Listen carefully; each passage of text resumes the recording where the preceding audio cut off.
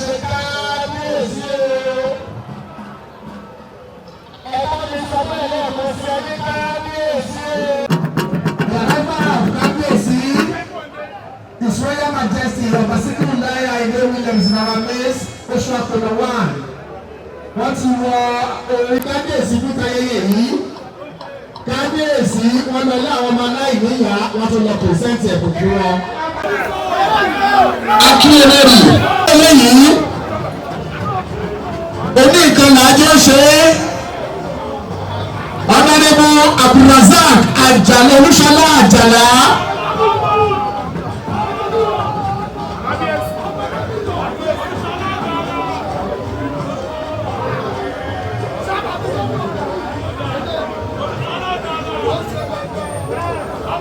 Here, please kindly move out. Tí o bá wà eligible láti wà nínú ọ̀nà nígbà yìí, kindly move out please. Ẹ jọ̀ọ́ tó lọ lọ́rùn. Ẹni tí ò bá lẹ́tọ̀ọ́ láti wà lábẹ́ tẹ́ǹtì inú ilé yìí, báyà ẹ sneak wọlé ni o, ẹgbẹ́ ilé ni ẹ̀yẹ ìyá wa.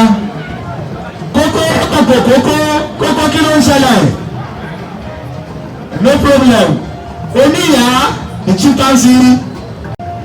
I'm recognizing the presence of our His Excellency Kode Hamzat. Ẹjọ́ bá mi fún wọn látẹ̀wọ́, ladies and gentlemen. That is our Deputy Governor for Lagos State. Can you put your hands together for our Deputy Governor? Ẹjọ́ bá mi pàtẹ́wọ́ yẹn bóde lẹ́tọ́ yẹn náà. Bàbá wọn ẹ̀kú kalẹ̀ sà. Akíyé o, aláwọ̀ tó ń fún yín ṣe òní padà lẹ́yìn yín.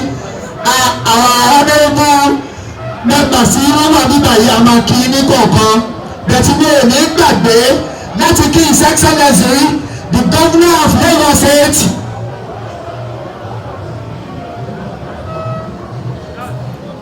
Gómìnà wa Babájídé Olúṣọlá Sanwó-Olú pẹ̀lú Deputy Governor wa tí wọ́n ṣiṣẹ́ takuntakun fún ìlọsíwájú ìpínlẹ̀ Èkó. Bàbá ẹ̀ ní ṣubú dànù pẹ̀lú ògùn Ọlọ́run. Ògo Olúṣe ò ní bàjẹ́, ògo Lagos State ò ní bàjẹ́, bẹ́ẹ̀ ni ògo Nàìjíríà náà. Nígbà tí mo ti kí chairman Odi Olówó Ojúwòye, àmì èlò ìgbàgbé láyé láti recognize the presence igbákejì chairman wa Honorable Ṣèyí Jákàndé is here in our midst. Akiyi, you are warmly welcome, sir. Oníyà ìwọlé ta tún wọlé táwọn àlejò wa tún wọlé. Akí ìwọlé former chairman Mushin local government Honorable Odele Papo. Ẹjọ́ bá mi fún wọn láti wọlé, Mr. Gentleman is here in our midst.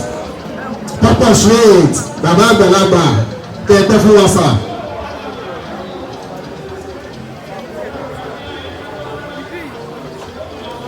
Bẹ́ẹ̀ni akí ìwọlé the former chairman Mushin local government Chief Mrs. Somibo, you are warmly welcome, ma. Ẹjọ́ ẹni tó bá ṣe ìgbà owó nù kó wá rí mi nígbà yìí o. Tó bá ṣe ìgbà owó nù, please come and see the master of the ceremony.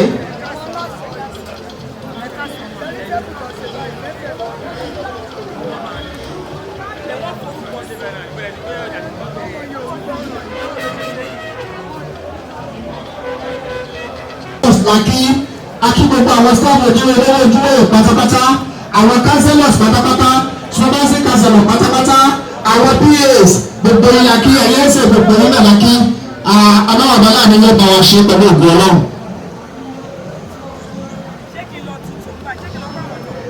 Akí àwọn management Mushin local government, akí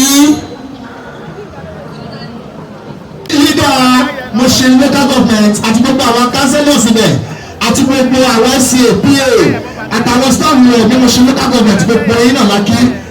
Orí wa ní kúlẹ̀ táwọn èèyàn wa bá wa fa akúlórísì. Akí ẹ̀yin náà ẹ kú kalẹ̀ lẹ́ẹ̀kan sí. Ẹjọ́ ẹni tí ò bá lẹ́tọ̀ọ́ láti wà nínú họ́ọ̀lù yìí, bóyá nínú họ́ọ̀lù tà yẹn ni wọ́n ní kí ẹ máa bọ̀, ẹjọ́ ẹ jẹ́ kí á lọ síbẹ̀. Ẹ mọ́jọ́ nígbà tí àwọn agbófinró bá ń lé wa, ẹjọ́.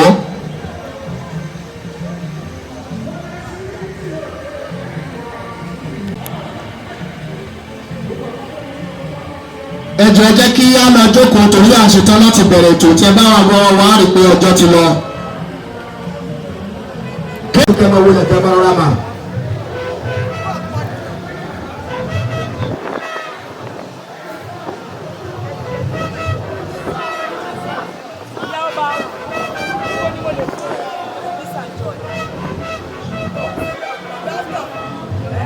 Honorable Rahmatullahi Akinola Hasan, you're welcome sir.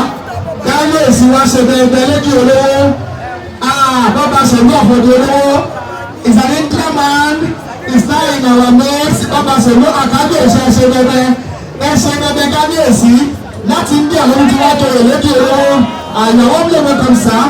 Thank you very much. You can have your seat there.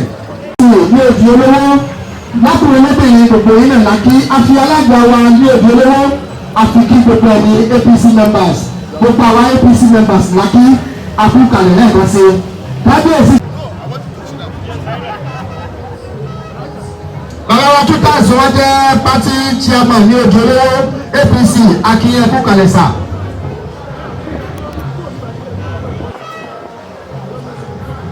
àti gbogbo àwọn ẹ̀sùn yìí lákì.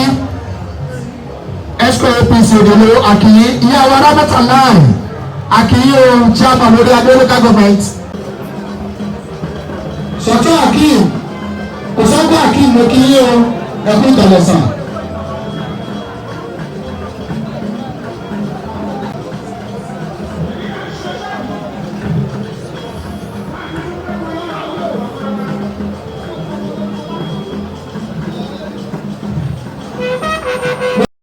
Honorable Oladele Napoleon, you are warmly welcome, sir.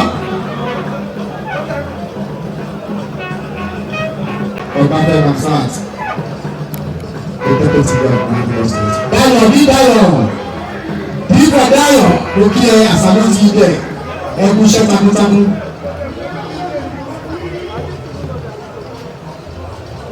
Ẹjọ́ àwọn àlejò wọn tí wọ́n bá ti ní àmọ̀ ṣe àfihàn wọn. Láti orí Adé local government àwọn àlejò wa láti bọ̀ náà wọ́n ti dé nígbà yìí.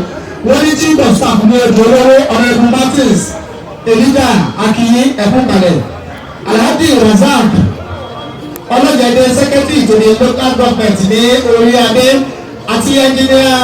Deputy speaker gbogbo yìí náà ni Aki Ọ̀dẹ Ẹgbẹ́ Ọ̀ṣun gbogbo yìí ni Aki Àwọn Ọmọtáyọ̀ gbogbo yìí ni Aki the deputy governor Lagos State. Bàbá wa dáadáa Dr. Ọbáfẹ́ Ramsat Your Excellency sir.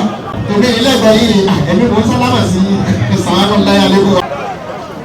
Àyè náà ti ná ojú tó rí tí ò ní pínpín náà ti ná. Akínbàbá wa láti Babátúndé Sítàbé APC chairman ní Mùsùlùmí local government ẹ máa wọlé ẹ̀kẹ́ ẹ máa rọrọ ẹ máa wọlé ẹ̀kẹ́ ẹ máa rọrọ.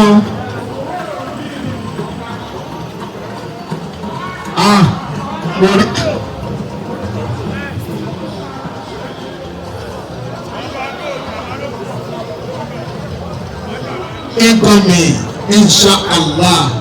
Mo kí Madam Sajẹ ẹkú gbogbo ìgbà. Ẹ káàbọ̀ ìjọ welcome to our midst.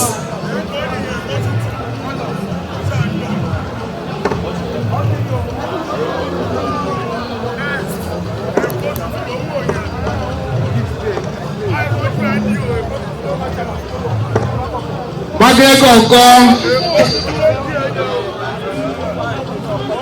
Ẹ̀rọ ẹ̀jọ̀ ẹ jẹ́ kí àwọn ilé ká jòkó lẹ́ka bẹ̀rẹ̀ ètò ẹ̀jọ̀ tó yọ lọ́wọ́. Bíjì dìbẹ́lẹ́pà tó ń rọwọ́ mú tó ń lọ sókè ní gbogbo ìgbà. Ẹ ní í ṣí lẹ́kọ́ pẹ̀lú ògbó Ọlọ́run. Gbogbo ilé tẹ bá kọ́ ọmọdé pàpàpà ni kò ní wó. Ẹ bá mi kí Alhaji Ismail àdúrà nígbà Bọ́lájí. Ẹ bá mi kí ọmọ kí dáadáa sàn. Èèyàn Mágírẹ́gọ̀. Ṣé Mágírẹ́gọ̀ ti wà l'Amẹ́ríkà?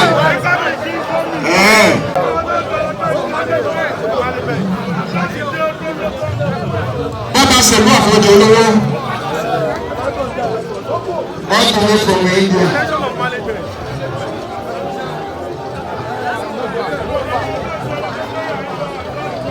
Ó di olówó.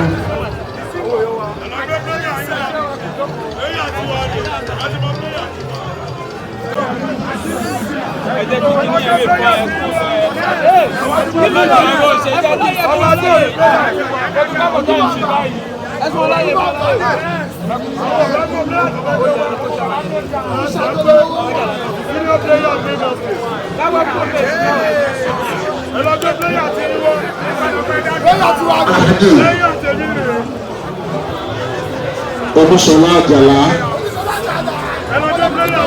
bàbá ọgbọ́n,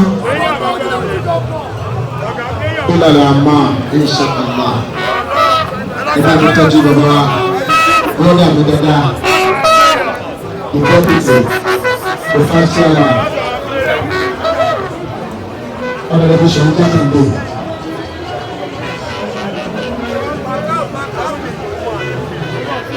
Ọ̀gá lọ́wọ́ tó ń fún dà lónìí, ó ti pẹ́.